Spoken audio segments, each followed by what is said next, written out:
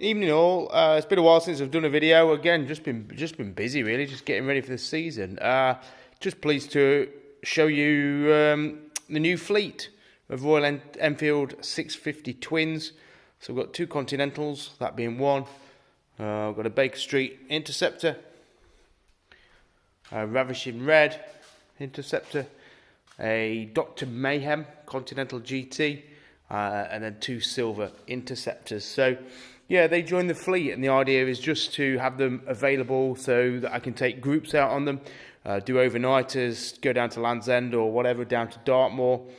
So I should be putting some dates in the diary soon for that, or if there's a group of you, whether you're a riding club or whatever, and you want to come down and I can put a day together or a couple of days, whatever.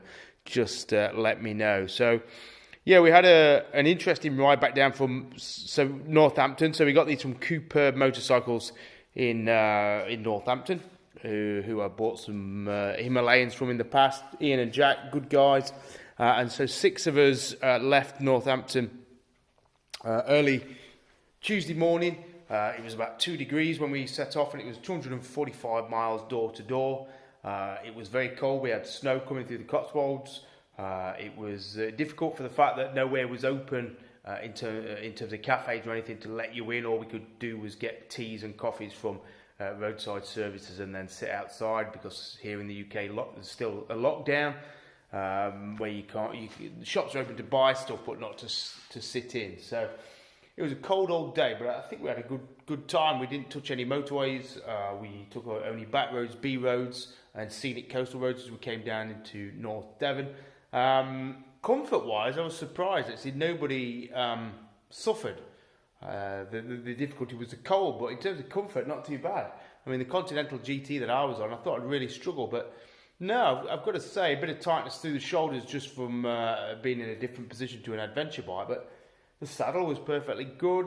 And I've got to say, the bikes, I have ridden one before a year or so ago, but it's just a surprisingly good bike. It's just a really well-mannered, punchy engine. We were running them in, so we couldn't stretch them out too far, but good gutsy engine, good brakes, good handling, decent tyres on them, and just a lovely motorcycle. And to think that you're picking them up for sort of 5.5 brand new, it's a real reminder that there is still capability for a manufacturer to build a good, enjoyable bike without it costing a fortune or £10,000 or whatever. So that's it. We had a very windy, wet day, but I think that was all part of the adventure. So can you have an adventure on a Continental GT and an Interceptor? Yes, I think you can. You just have to do 240 miles in cold weathers of April. So that's it. So what did I learn that I could pass on in terms of lockdown diaries?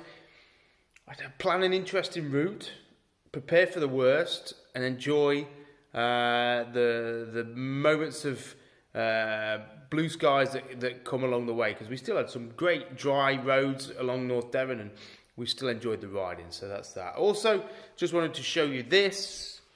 It is the Opco 2x2. I picked that up today, just a trial. Just got this on demo from an ATV seller down this way who is starting to sell them.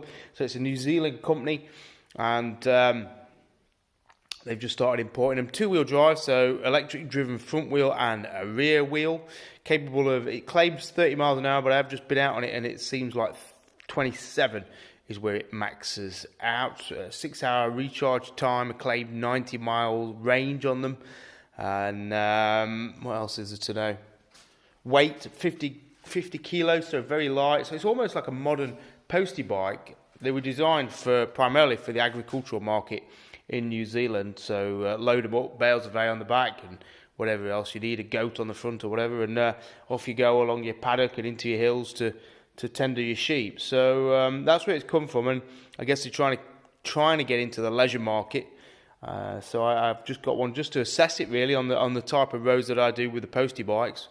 That's its natural alternative. Yeah, it's interesting. I just took it for a spin. That top speed of 27 miles an hour is it reminds me of when I was 16 and I had a Kawasaki AR50 where you went everywhere flat out at 30 miles an hour.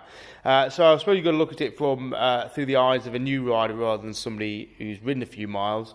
I think, you know, for around here, where we're near the surf country and near the beaches, strap a surfboard on the side of that, take your wetsuit on a milk crate on the back, and you've got a good beach bike there. Price of these, £5,400. That's with the government subsidy on the electric vehicles, which brings it down to 5,400. So, you know, it's not cheap. Let's say that, but then nothing with an electric engine or electric driven wheels is cheap, whether it be a mountain bike or a car. So it is what it is. You know, it's early technology. I'm sure further future generations and other companies will copy it and bring prices down over the years. And certainly with the battery technology, you know, I really could see this. If this could do 45 miles an hour and have a 150 mile range, you have got an absolute weapon there, I think. Yeah, so I think for now, we can still only say that these kind of bikes are a nice point of interest. You know, it's something different, something to get a little bit excited about, something different. But is it a viable alternative today to a petrol engine? Probably not. Well, it's not. Could it be in 3, 4, 5 years' time? Yeah, well, yeah, because that's the way we're going. You know, it seems to be like we're being driven towards electric technology, whether we like it or not. Yeah, I've got to be honest, the lack of interaction with the bike, with the gear changing, with the power and the revs and everything, it does make it a slightly one-dimensional feature. So it depends if you're just using it as a utility tool, then it's probably going to be fine. If you're using it for that emotive experience that you get from motorcycling. And it was the same when I rode the Harley Davidson Livewire. When did I ride that? I rode that maybe September last year. And, you know, brutally fast. But was it invigorated? No. It was like very one-dimensional in its performance, and once you got accustomed to that sort of zip as it sort of shot you forward, there was nothing to gain in working the revs or the gearbox or anything like that. So it was a very flat experience. The novelty after about 2 rides, I think, would wear off, and you'd be wondering why you just spent 30 grand on a Harley Davidson. That basically couldn't be used for touring or anything, because it only got about a 60 mile range. So hopefully this is a bit more practical. Ironically though, they are the same price as the Continental GTs and the Interceptors, and so when you look at it from a value proposition point of view, then obviously the bikes built in India with the Royal Enfield badge seem to still make a little bit more sense. If I could just show you one thing that interests me or impresses me with the Interceptor and Continentals, there's a toolbox. Oh dear, oh shit me, oh dear, arse. What was I saying? Toolbox. I did a little video, didn't I, a while back on the toolkit that comes with the adventure bikes, and some of the bikes were pretty terrible. But I've got to say, this for the Continentals is really rather good, and it is another sort of marker against Royal Enfield for the way they seem to be offering great value. It comes in a nice little pouch. I think that's a nice touch. And it's got everything you need. A good set of Allen keys, axle key there, socket sets, good couple of sockets there, spanners there. You got a tool to adjust the C-spanner to adjust the rear shock, which is great because a lot of bikes don't come with that.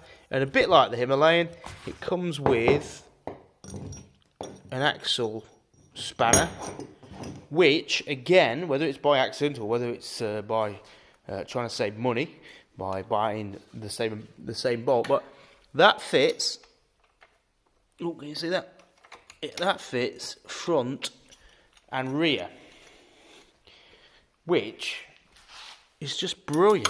I mean, it's things like that make motorcycling, when it goes wrong, such a more bearable experience compared to the 310GS or the 310GS, because the KTM 390 has got a good toolkit on it, but the 310GS has got a really awkward size rear axle bolt. You know, and it doesn't come with the right one in the toolkit. So, yeah, good on Royal Enfield. But it's just a handsome bike, isn't it? I think that. So there we go. I'm out Lowe's now. Next week, taking an Australian guy down to Land's End and back. We're staying in a caravan one night. So if anybody wants a caravan adventure, give me a shout. We're riding down a Continental and an Interceptor. And then Saturday I've got a full calendar of A2 bikes and then postie bikes. Yeah, it feels like lockdown's lifting, and we're getting back out there. So it's going to be a busy time down here. So yeah. You know, it looks like overseas stuff still can't happen, but we've still got adventures to be had on the doorstep. So I wish you well in your planning for that. And I'm going to try and do a lot more videos now. Now finally, I feel like my feet haven't touched the ground for the last 5 days or so. So yeah, try and do some more videos on various things, bits and pieces, different bikes, places we've been. I'm going to get out on the Opco on Sunday and give it a good trial, so I'll do a video on that. I'm also going to do an off-road test of the Rally Raid 500X, which people keep asking me about, so I'll get that done. I was going to use my new helmet camera. I bought an Insta360, a very fancy camera that I thought would make the group riding really interesting. And I put it on the bike, on the Interceptor when we rode out from Cooperb, and a mile down the road it fell off the bike. I don't think I clipped it in properly, and it scuffed both cameras on both, because it's got a camera on either side of the body to give a 360 view, and it's scuffed both sides. So it was a very expensive mile and a very expensive lesson to learn. So yeah, if you're clumsy, accident prone, or careless like me, don't get a 360 camera.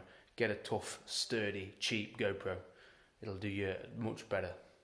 So that's it. All right, take it easy. Wishing you all the best. Bye. Oh, wait a minute. Let's fire up a bike, shall we? We can't show you Interceptors and then. Wait a minute.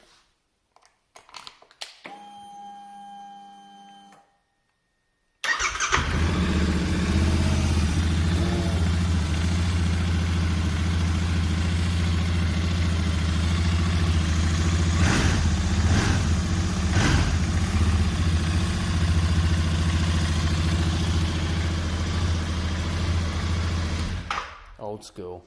Laters.